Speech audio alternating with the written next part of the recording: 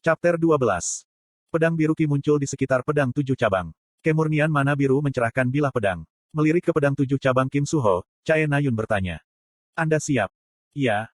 Sementara itu, aku perlahan mundur. Tidak ada yang bisa saya lakukan di sini. Kim Suho akan mengungkapkan kekuatannya yang tersembunyi dan dengan mudah mengurus jin ini.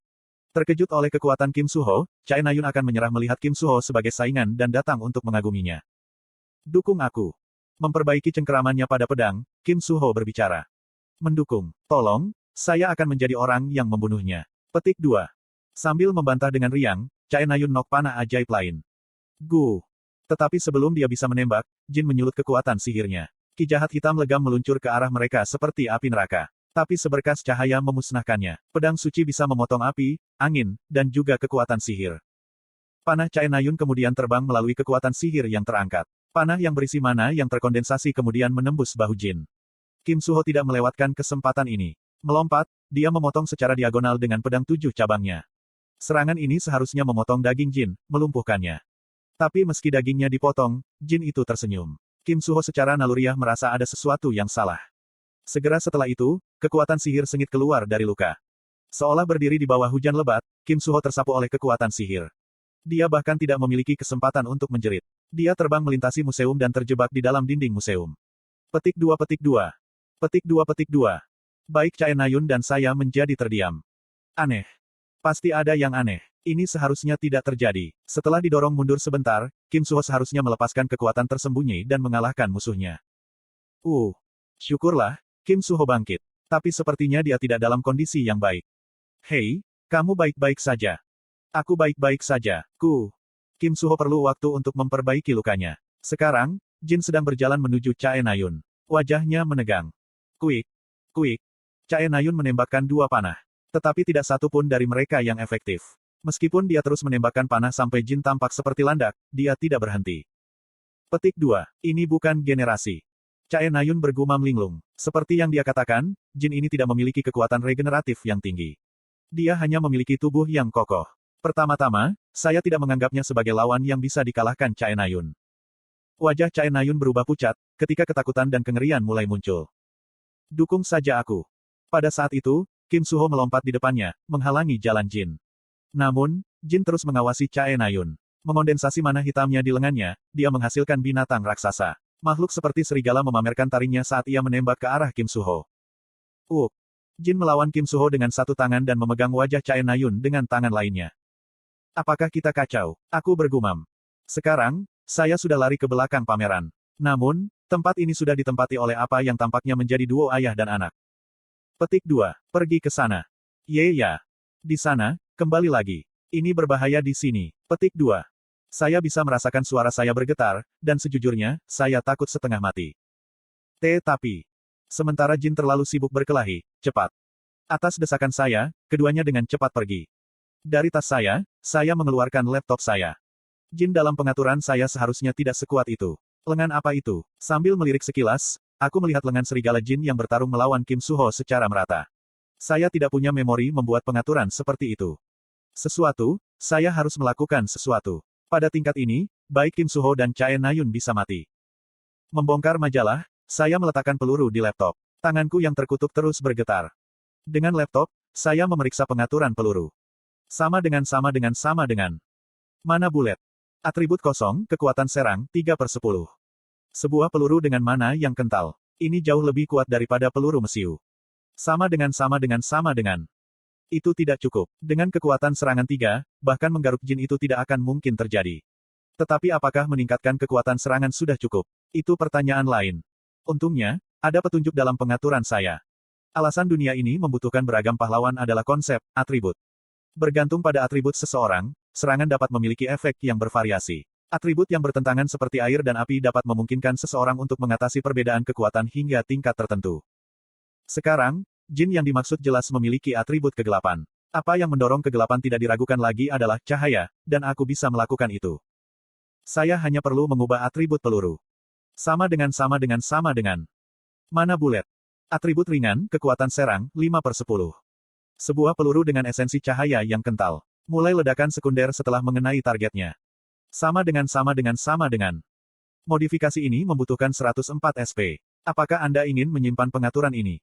Barang itu mahal. 104 SP adalah 80% dari apa yang saya kumpulkan dalam seminggu terakhir. Tapi saya masih tidak yakin apakah ini cukup. Daripada gagal, lebih baik untuk berlebihan. Saya mencoba menyesuaikan kekuatan serangan ke-6. Anda tidak memiliki cukup SP. Nilainya akan disesuaikan. Kekuatan serang 5, 6/10. Apakah Anda ingin menyimpan modifikasi yang disesuaikan? Saya menekan save. Pada saat itu, cahaya putih meletus dari laptop sebelum mencair ke dalam peluru ajaib. Cahaya putih perak berkilau dari selongsong peluru besi. Modifikasi selesai. Dengan hanya satu peluru ini dimuat, saya menarik napas dalam-dalam. Lalu, aku mengintip melewati dinding. Chae Na-yun masih berjuang untuk melarikan diri dari genggaman Jin, sementara Kim Suho berjuang melawan lengan kanan Jin. Tidak, Kim Suho mendorong Jin kembali. Kami mendapat keuntungan. Sepertinya dia akan segera mengalahkan lengan kanan. Masalahnya adalah Chae Na-yun. Karena dia tidak bisa bernapas atau karena kekuatan sihir Jin meracuni dirinya, daerah di lehernya berwarna ungu. Mengklik lidahku, aku melompat keluar. Hei! Lalu, saya berteriak keras. Pindah. Tanpa berbalik untuk melihat, Kim Suho berguling ke samping. Lengan kanan Jin mengejarnya, tetapi itu hanya menambah luas permukaan bagi saya untuk memukul. Dengan pikiran yang sedikit lebih tenang, aku menarik pelatuknya. Sebuah cahaya terang melintas dari laras senapan seolah-olah sebuah bom kilat meledak.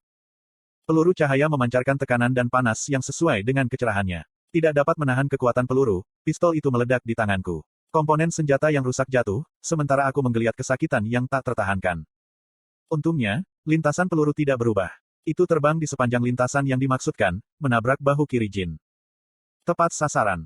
Gumpalan cahaya meletus dari lengan Jin. Ledakan kedua peluru itu meledak. Cahaya menghilang, memurnikan lengan Jin. Jin karenanya kehilangan lengannya. Chae Na-yun, yang berada di ambang kematian, jatuh ke tanah. Kim Suho tidak melewatkan kesempatan ini. Sebuah kekuatan sihir atribut logam bangkit dari pedangnya. Teknik pedang serbaguna The Sword Sein akhirnya diaktifkan. Seharusnya dibatasi hanya sekali atau 2 kali sehari untuk saat ini, tetapi itu sudah cukup. Saya hanya bisa menonton dari samping sekarang. Petik 2. Pada saat itu, seorang anak mendekati saya. Itu adalah anak yang saya temui sebelumnya. Anak itu memiliki wajah yang cantik, tetapi rambut pendek membuatnya sulit untuk mengidentifikasi jenis kelaminnya. Tiba-tiba, anak itu meraih tangan saya. Dalam sekejap, tangan saya sembuh sepenuhnya. Begitu ya, ini pasti anak yang hampir tidak berhasil ditemukan oleh Asosiasi Pahlawan. Anak dengan otoritas penyembuhan. Terima kasih. Sambil tersenyum, aku membelai rambut anak itu. Pada saat itu, geraman yang dalam terdengar. Aku cepat-cepat mengalihkan pandanganku ke arah kebisingan. Jin, yang kehilangan satu tangan, terengah-engah sambil berlutut di depan Kim Suho. Sepertinya Kim Suho berhasil menang. Merasakan kekuatan meninggalkan tubuhku, desahan keluar secara alami. Aku berbaring di tanah. Geek. Chae Na-yun, yang baru saja sadar, sedang mengosongkan perutnya dengan wajah menunjuk ke bawah. Dari mulut kecilnya, muntah terus turun. Makanan yang belum dicerna olehnya mencemari tanah, sementara cairan kuning pucat menumpuk di sekitarnya. Chae Na-yun terus muntah, seolah-olah dia sedang batuk darah. Melihat pemandangan yang mengerikan itu, aku bisa merasakan sakitnya. Alasan mengapa Chae Na-yun mengambil busur mirip dengan milikku. Meskipun dia bertindak jantan di luar, dia adalah wanita yang terlindung di bagian dalam. Tidak lama kemudian dia akan mengatasi sifatnya yang lembut.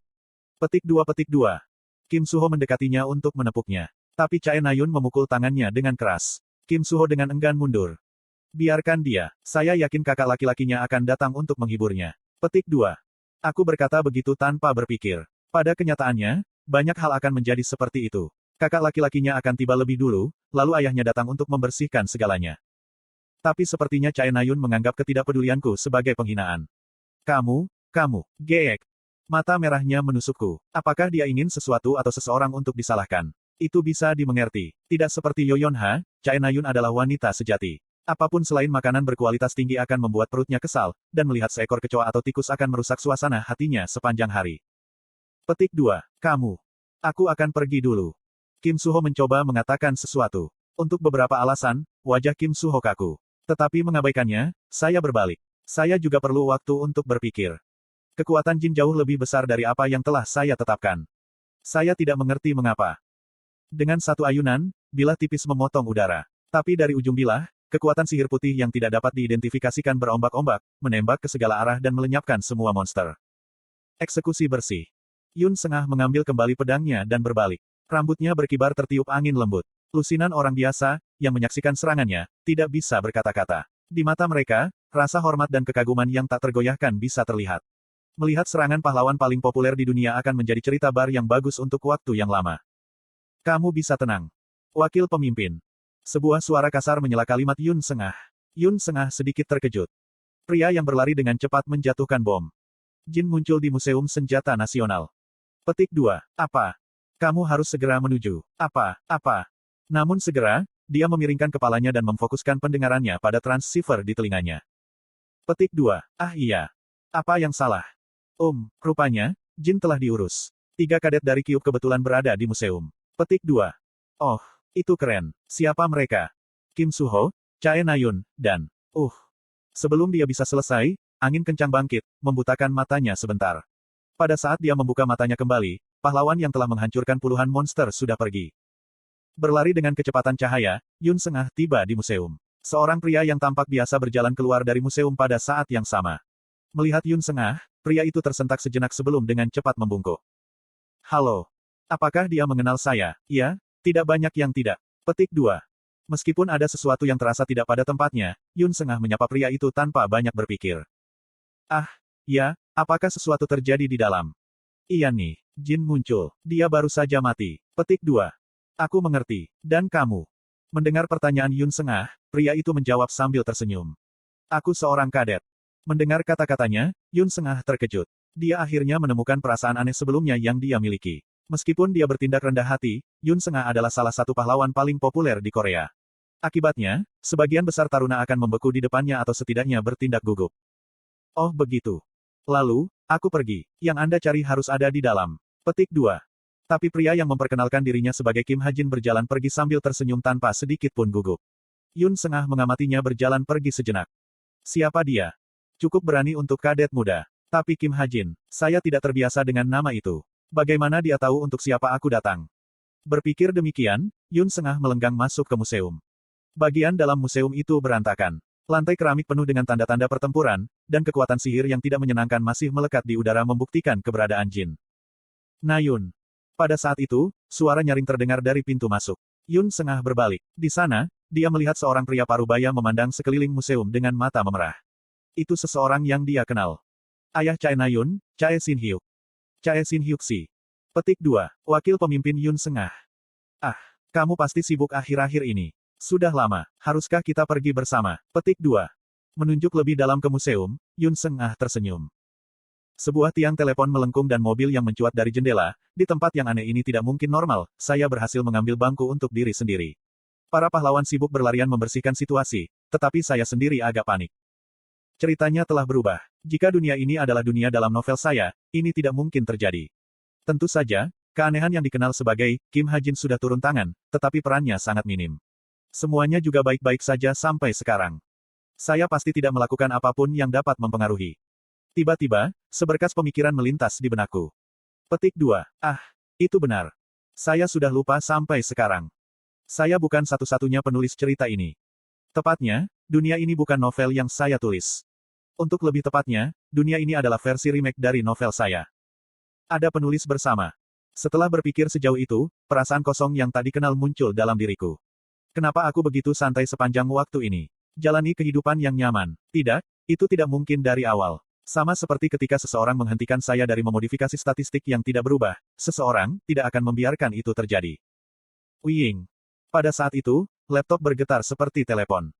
Ketika saya membukanya, saya melihat pesan. Cacat, tidak ada kemiripan bahaya bagi karakter utama dan lainnya. Jika cerita berlanjut seperti ini, pembaca akan menjadi bosan berpikir, karakter utama akan menang. Petik 2. Motherfu gila ini.